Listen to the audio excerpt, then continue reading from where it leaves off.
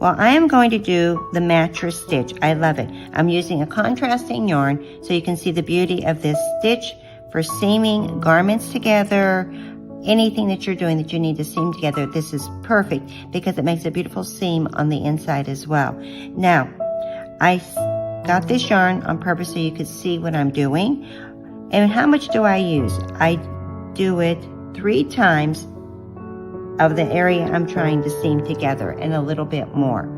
I don't do a double strand, I do a single strand, and now I'm going to get started. So when I do this, I'm going to commit the row I'm going to follow up on both sides. I don't go from here and then back here, then over here, then a little bit and then back over here. It's always the same column. So I'm coming up. Now I have the right sides facing me and they're side by side. Yes, the pretty side, the public side is facing you or me, okay? I'm gonna start in the corner, very corner of this right there. And then I'm gonna pull up my yarn and I'm gonna leave a little bit of a tail.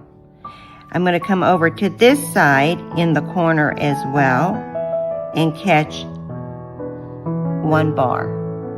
The bar is the area between the stitches when you're knitting.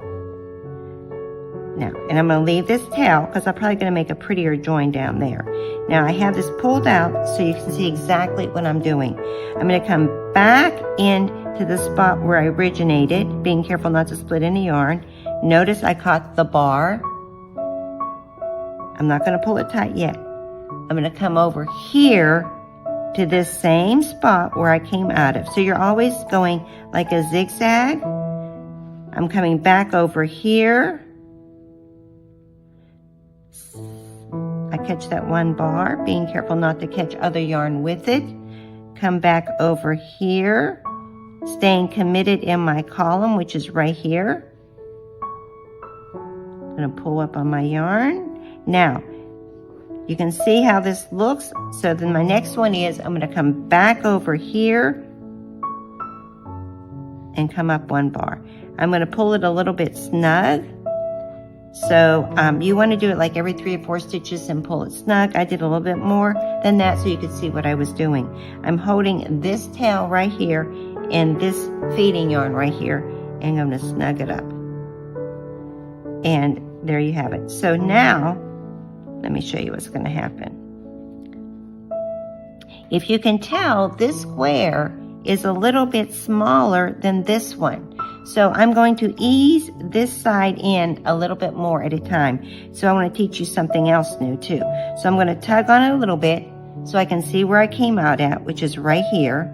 And I'm going to take 1 bar.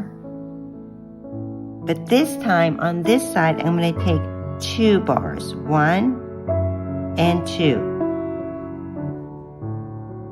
Then I'm going to come back over here and take 1 bar.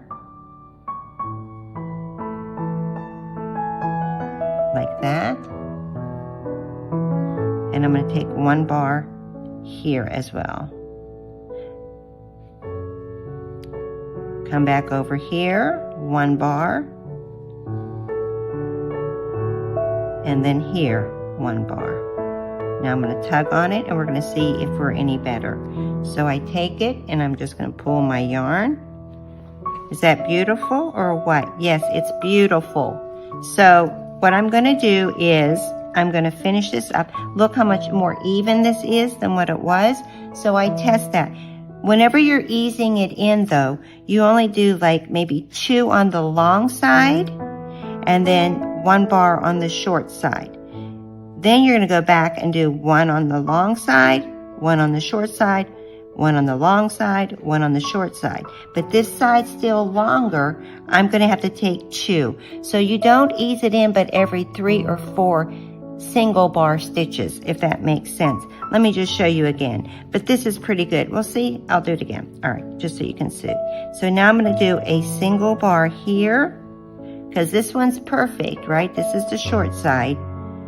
And I did like 3 normal stitches. This time I'm going to take 2 bars. Never do more than 2 bars at a time when you're trying to ease a product in the seam. I'm going to come back and do 1 bar here,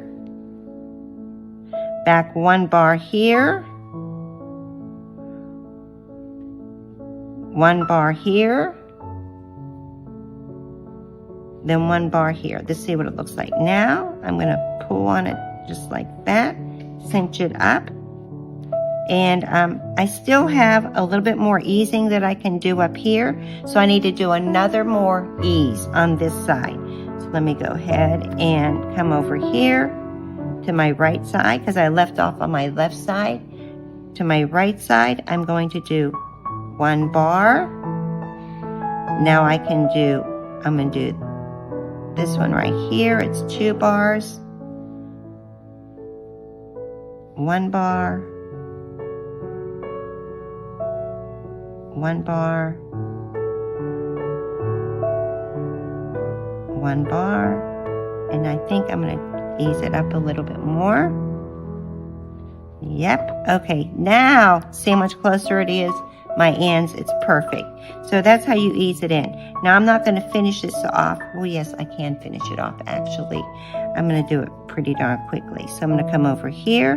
Notice I stayed in my same column commitment. Go back over here. I think I took 2 bars that time, but I think it'll be okay. Let's say you could do 2 bars if it's a real small real thin yarn, but you would always be consistent on both sides. Whatever I do on one side, I'm going to do on the other side, unless I'm easing something in. Oops. Now, see, this doesn't really want to, oh yeah, I did it. So if it doesn't want to go, I kind of hold it down here, and I pull on the string to tighten it up. There you go. And I got off again, if you can see that. So I'm going to fix it again. This is pretty normal. So easing in is done very subtly, whatever that word is. So I'm going to come over here. I'm going to take 1 bar, being careful not to split my yarn. There's my 1 bar. This side's going to require that bar and another bar right there. I'm going to come over here. 1 bar, 1 bar,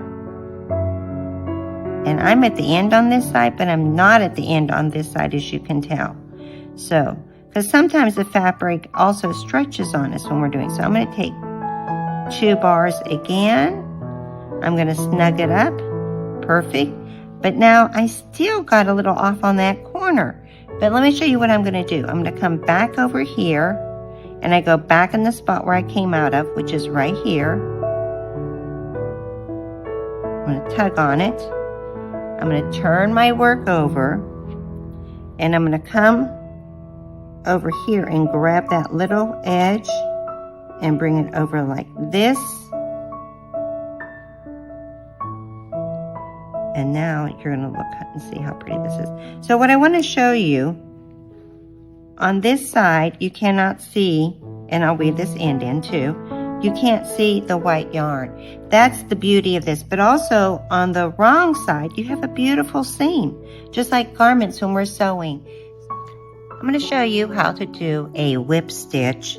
Our previous video was on the mattress stitch, and this is the wrong side of the fabric, or I could say the private side. So I have now, when I'm doing a whip stitch, the private side is facing me. Private side meaning the wrong side, or the side I don't want anybody to see. So again, I'm going to use about 3 times the length of what this is to measure out my yarn, single-stranded. I'm going to use a big darning needle. And the whip stitch is a little bit different than the mattress stitch, probably not as particular. When do I do this seam? When I want a flat seam and I don't want this regular ridge seam.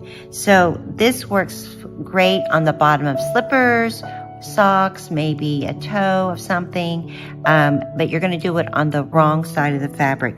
So I'm again going to start this way with the through here, and I'm going to come over here. So I'm coming up like that. I'm using contrasting yarn so you can see it. And I will leave a tail so I can have something to weave in. I'm going to come back over here like this. And then I'm going to come up here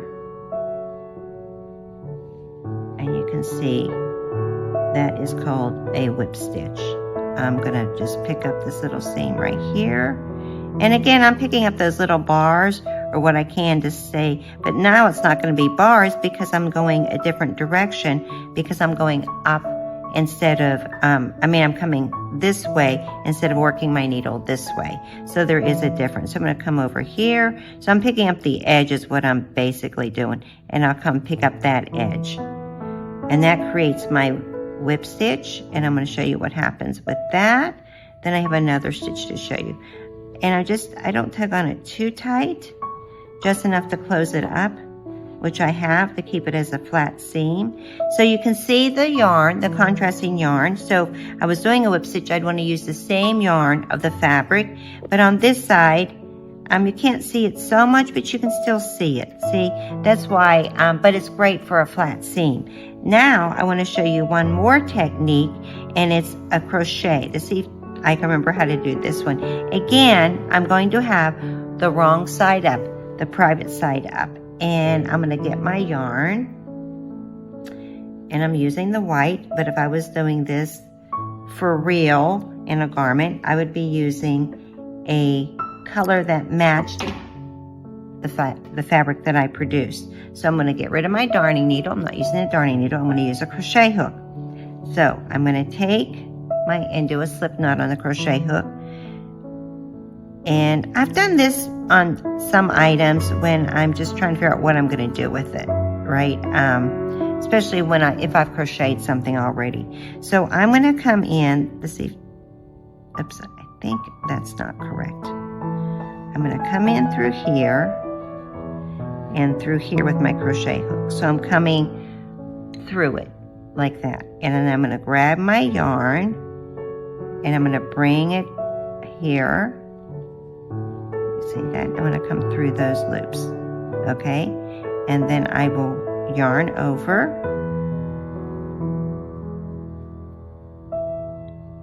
And do that. Okay? Nope, that's what I did. Then I'm going to come back through here. I'm grabbing the bar, I'm grabbing the edge stitch, kind of like with what I did with that whip stitch. Then I'm going to take this. I think I'm doing this backwards, and I'm going to come through, and then I'm going to do a little chain. I'm going to come back to the edge stitch again, catch the edge, grab it, bring it through, and do a chain. Then I'm going to come through here, through the edge. It's a little bit difficult, and I have done this for certain projects. Come through, which I did. Oh, I split my yarn. Never a good thing. And I'm going to chain one. And the chain gives it a nice little ease, is why I'm doing that. So I'm catching just the edge stitch, the lip, come through all of them, and then chain one. I'm not going to finish it, but I want you to see what it looks like. So this is what it produces. Okay, which is nice. It could be a pretty stitch on the top of your fabric if you're making a bag, but on the flip side, when I pull it tight, you can't see it. And let's see if I can pull this tight. So you can't see it. So it's kind of like the mattress stitch, but with this one, you do have the wrong sides facing each other. Thank you. And you can read our blog on our website at yarnstoraboutique.com. Thank you.